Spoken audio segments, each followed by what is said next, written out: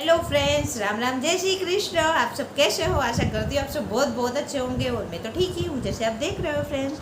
और अभी मैं जिस पे रिएक्शन दूंगी ना, उसका टाइटल बहुत धमाकेदार है फ्रेंड्स। उस वीडियो का टाइटल है friends, one man army.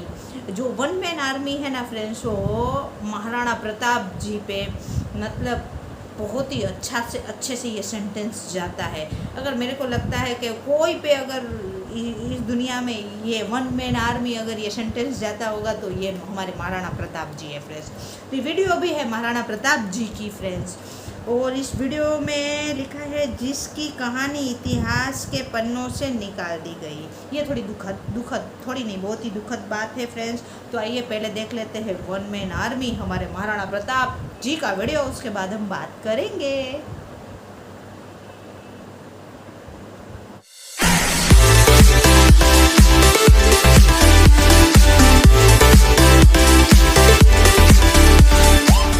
Start. 1576 की मेवाड़ के हल्दी घाटी में चल रहा था एक ऐसा युद्ध जो भारतीय इतिहास में सबसे घमासान युद्ध के नाम से जाने जाने वाला था। इसमें शामिल थे इंडिया के दो सबसे जाबाज योद्धा, जलालुद्दीन अकबर और मेवाड़ के वीर योद्धा महाराणा प्रताप सिंह।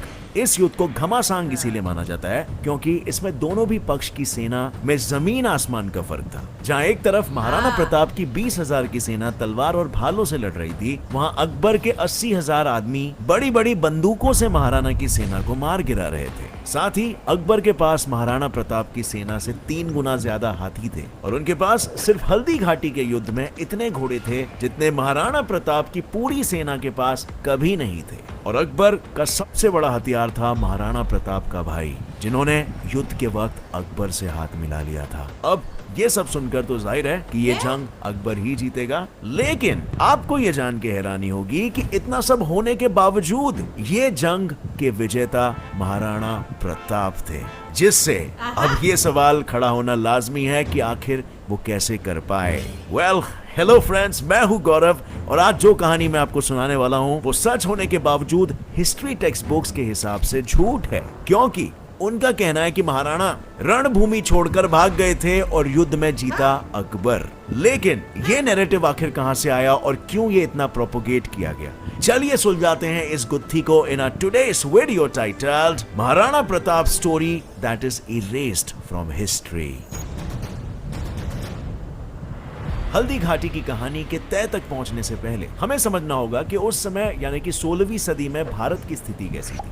16वीं सदी में अकबर ने भारत के अच्छे खासे हिस्सों पर अपना कब्जा जमाकर उस पर मुगलों का हरा झंडा लहरा दिया था। लेकिन इस पूरे हरे यानी मुगलों के शासन के बीच एक छोटे से हिस्से पर केसरी झंडा फड़क रहा था, जो था राजस्थान के एक छोटे से राज्य मेवाड़ का। वहां राज चल रहा था राजपूत राजा उदय सिंह द सेकंड का। ये छोटा सा राज्य अकबर के लिए बेहद ही जरूरी था, क्योंकि मेवाड़ गुजरात और दिल्ली के ट्रेड रूट के बराबर बीचों बीच में पड़ता था और उस समय मुगलों का ज्यादातर ट्रेड गुजरात के पोर्ट्स के जरिए होता था। इसीलिए गुजरात के पोर्ट पे जाने के लिए मेवाड़ से होके जाना पड़ता था और मेवाड़ उन पर भारी मात्रा में टैक्स लगाया करता था। अब अकबर को मेवाड़ हासिल तो करना ही था, लेकिन दूसरे राजाओं की तरह अकबर सीधे जंग पे नहीं निकल जाया करते थे, क्योंकि उन्हें पता था कि भले बातचीत करने पे उनका थोड़ा सा नुकसान हो, लेकिन तो भी वो नुकसान जंग में हुए नुकसान के मुकाबले बहुत ही कम होगा। और आप इतिहास के पन्नों को पलट कर देख सकते हो, जब भी कोई जंग हुई है किसी का भला नहीं हुआ है। और फिर चाहे वो हमारे ग्रंथों में दर्ज महाभारत की युद्ध हो या आजादी के बाद हुई India Pakistan war. But it is rightly said कि हिस्ट्री से हमें सीख लेना चाहिए, वरना हिस्ट्री अपने आप को वापस से रिपीट करती है और आज के बिजी लाइफ में कस्टर ना हो। सो आगे बढ़ते हुए, अब अगर अकबर को भी जंग में होने वाले नुकसान का पहले से ही पता था, तो वो किस तरह बिना लड़े एक राज्य को अपना राज्य बना लेते थे? वेल, आइए देखते हैं। और इसीलिए वो हमेशा शादी, ट्रेडिंग या बातचीत से दूसरे राजाओं के साथ अलायंस बनाते थे। लेकिन ये कोशिश जब उन्होंने मेवाड़ के साथ की तो राजा उदय सिंह ने सीधे सीधे इनकार कर दिया, जिसके बाद 1568 में अकबर ने मेवाड़ के तब की राजधानी चित्तौड़ पर अचानक से हमला बोल दिया। इस खूनी हत्याकांड में करीबन 40,000 लोगों ने अपनी जान गंवा दी, जिस गिनती में सिर्फ सैनिक ही नहीं बल्कि चित्तौड़ के कई बेकसूर लोग और औरतें थी जिन्होंने जौहर किया था, वो भी शामिल थे। किसी तरह इस हमले से अनजान राजा उदय सिंह और उनके परिवार को उनके सैनिकों और मंत्रियों ने सही सलामत उदयपुर पहुंचा दिया, जो बाद में मेवाड़ की राजधानी बन गई थी। लेकिन इस पूरे हादसे ने एक छोटे युवराज प्रताप के मन में एक घाव कर दिया, जो उदयपुर में आने के कुछ ही सालों बाद अपने पिता की मौत होने पर मेवाड़ के नए राजा बने थे। अब अकबर ने फिर एक बार महाराणा प्रताप के साथ बातचीत करने की पहल की। उन्होंने अपने सबसे बेहतरीन राजनायक यानी कि डिप्लोमैट्स को भेजा था, जैसे कि तोडरमल और मान सिंह। लेकिन 8 राजनायक को भेजने के बाद भी महाराणा प्रताप ने हर बार बातचीत और समझौते के लिए इनकार कर दिया। और ऐसा कहा जाता है कि अकबर मेवाड़ के लिए इतना तड़प गया था कि उसने महाराणा प्रताप को ये तक कह दिया था कि मुझे मेवाड़ दे दो, मैं तुम्हें आधा भारत दे दूंगा, हाँ लेकिन एक शर्त पर तुम्हें मुगल शासन के नीचे रहकर हुकूमत करनी होगी। लेकिन जाहिर सी बात है, मेवाड़ के शेर अपनी गर्दन ऐसे ही थोड़ी ना झुकाने वाले थे। उन्होंने अकबर के इस प्रस्ताव को भी मुंह पे ठुकरा दिया, जिसके बाद अकबर बोला बस अब बहुत हो गया, आता माजी सटकली। और इसी कारण शुरुआत हुई भारतीय इतिहास के सबसे प्रतिष्ठित और गलत समझे जाने वाले इस युद्ध की, जिसका नाम था the battle of Haldi Ghati. तो जैसे हमने वीडियो की शुरुआत में देखा था, इस जंग के दौरान अकबर का पलड़ा महाराणा प्रताप से ज्यादा भारी था, लेकिन फिर भी वो ये जंग हार जाते हैं। इससे दिमाग में ये सवाल आता है कि आखिर कैसे 4 गुना ज्यादा सैनिक, 3 गुना ज्यादा हाथी और महाराणा प्रताप के खुद के भाई दुश्मन की तरफ होने के बावजूद भी अकबर को हल्दी घाटी की पीली मिट्टी कैसे चखनी पड़ी। आखिर महाराणा प्रताप ने ऐसी कौन सी स्ट्रैटेजीज का इस्तेमाल किया? वेल, इसमें सबसे बड़ा हाथ था उनके दूरदृष्टि का।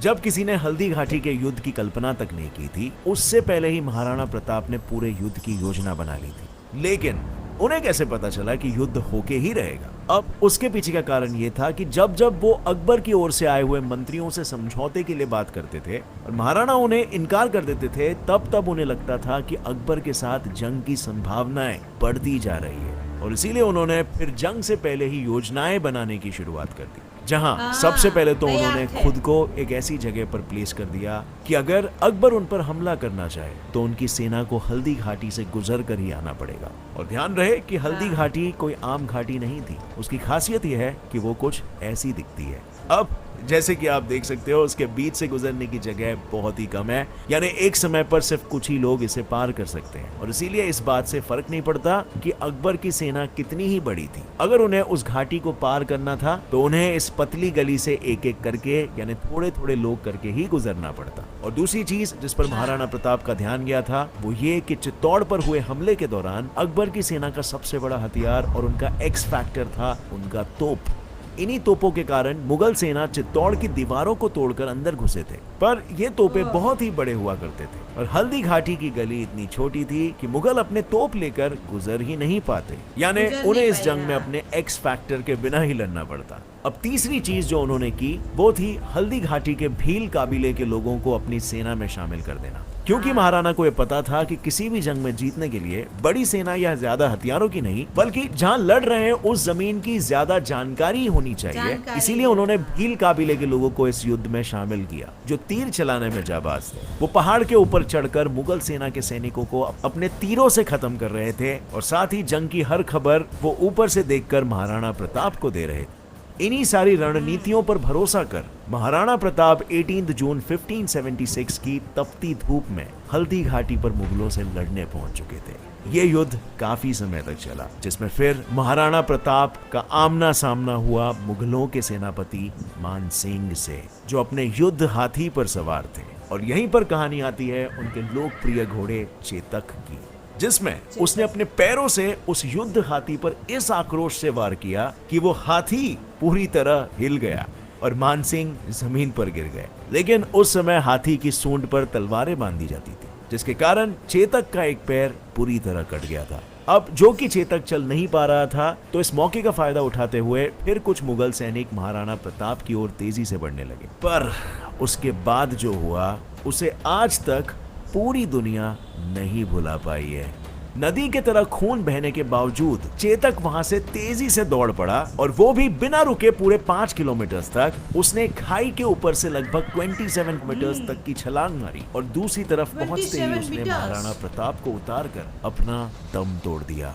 मुगल सैनिकों के घोड़े इतनी दूर तक कूद नहीं पाए और महाराणा प्रताप वहां से सही सलामत निकल गए। अब ये कहानी सुनकर ऐसा लगना स्वाभाविक है कि महाराणा प्रताप असल में रण छोड़कर भाग चुके थे, लेकिन किसी भी जंग में जीत तब तक नहीं होती जब तक तुम सामने वाले राजा को मार न दो या उसके राज्य पर कब्जा न कर लो। महाराणा प्रताप उस दौरान तो वहां से निकल गए थे, लेकिन वो काफी समय तक वहीं के जंगलों में अपने सैनिकों के साथ रुके थे और मुगलों को वहां से मेवाड़ तक कभी आगे बढ़ने ही नहीं दिया, जिसके बाद अकबर ने गिव अप कर दिया और अगले 20 सालों तक मेवाड़ पर महाराणा प्रताप का ही झंडा फड़कता रहा।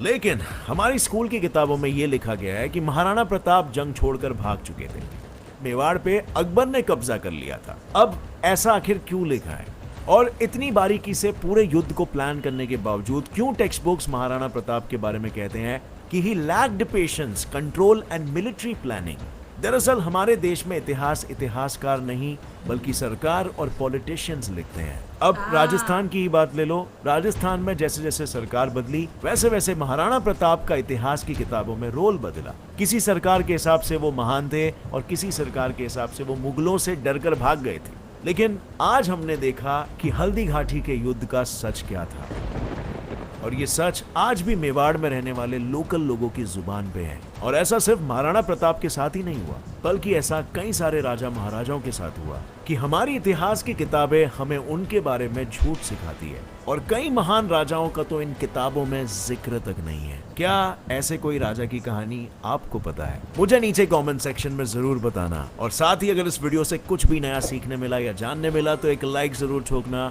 Gets it fly fact channel को अभी सब्सक्राइब कर लो, क्योंकि ऐसे ही नॉलेजेबल, इंटरेस्टिंग और यूनिक वीडियोस आपको यहाँ पे रोजाना देखने को मिलेगा जो आपका नॉलेज हरदम बढ़ाते। हाँ फ्रेंड्स, बहुत अच्छा वीडियो था और वीडियो में लास्ट में बोला गया कि आपको कुछ नया जानने और सीखने को मिला। तो सीखने को तो बहुत कुछ है फ्रेंड्स हमारे लेजेंडों की कहानियों में, हमारे लेजेंडों के इतिहास में फ्रेंड्स। और नया जानने मेरे को ये मिला कि जब हाँ हमने सुना है चेतक की कहानी, जो चेतक का पैर कट गया था, लेकिन मैं ये नहीं जानती थी कि वो मान सिंह का घोड़ा था। मान सिंह का वो हाथी था और उनकी हाथी की सूंड में बंधी थी तलवार। यानी महाराणा प्रताप जी का ये देखो, ये तो मतलब महाराणा प्रताप जी तो हमारे वीर थे ही थे, लेकिन उनका घोड़ा चेतक भी देखो, घोड़ा बोलना ही वो है, चेतक ही बोलो, चेतक भी देखो हाथी से भिड़ गया और ऐसा उसने मारा कि हाथी पूरा हिल गया। बोलो मतलब उस चेतक को भी सत सत नमन है फ्रेंड्स कि उसको भी देखो फ्रेंड्स, वो भी कोई पुण्य आत्मा ही होगा फ्रेंड्स कि महाराणा प्रताप जी के पास आया और वो भी बहुत मतलब वीरों के साथ रहे ना फ्रेंड्स। क्या जानवर क्या इंसान, वीरों के साथ रह के आए, केवल वीरता ही मिलती है फ्रेंड्स। तो वही बोलते हैं ना, जैसा संग वैसा रंग। मतलब महाराणा प्रताप जी का संग भी देखो कि जानवर भी इतना बड़ा वीर और इतना बड़ा कारनामा वो करके हमारे दिलों में अमर हो गया फ्रेंड्स। और ये बात सही है फ्रेंड्स। हाँ, जो अलग अलग स्टोरी है कि सामने इधर हम सुने कि हमारे राजपूत भाई और भीलों की जो थी वो 20,000 की संख्या थी और सामने अकबर की जो सेना थी वो 80,000 थी। 80,000 सेना को उधर ही शर्म नहीं आनी चाहिए कि वो किससे लड़ी है। 20,000 सेना से, और 20,000 सेना तो सुनते ही मतलब गर्व हो जाता है कि 80,000 सेना से भिड़ गई। और ये युद्ध हमारे महाराणा प्रताप जी जीते थे। और ये एक बहुत बड़ी शर्म की बात है कि हमारी टेक्स्ट बुकों में, हमारी पढ़ाई की बुकों में ये मतलब गलत इतिहास पढ़ाया जाता है। जो इतिहास लिखते हैं उनको भी शर्म आनी चाहिए कि हमारे जो लेजेंड जिस देश का खाते हैं, पीते हैं और रहते हैं, उसी देश के लेजेंडों द्वारा हमारा ये देश बचा हुआ है, उन्हीं के बारे में ये लोग गलत लिखते हैं। यानी अपने, और इस वीडियो के थ्रू हमको ये पता चला, बताया गया कि जिस हिसाब से सरकार है उस हिसाब से महाराणा प्रताप जी का इतिहास चेंज हो जाता है। तो ये भाई कौन सा तरीका हुआ? इतिहास तो इतिहास है, सही ही तथ्यों में हमेशा पेश करना चाहिए। जब हमारा महाराणा प्रताप जी जीते थे तो जीते ही थे, यानी सरकार के हिसाब से वो तथ्य वो लोग इतिहास में डालते हैं फ्रेंड्स। और मतलब उनको शर्म आनी चाहिए। ये सुनते ही हम लोग का खून खोल उठता है कि किसकी हिम्मत हुई होगी कि ये बोले कि महाराणा प्रताप जी हारे थे।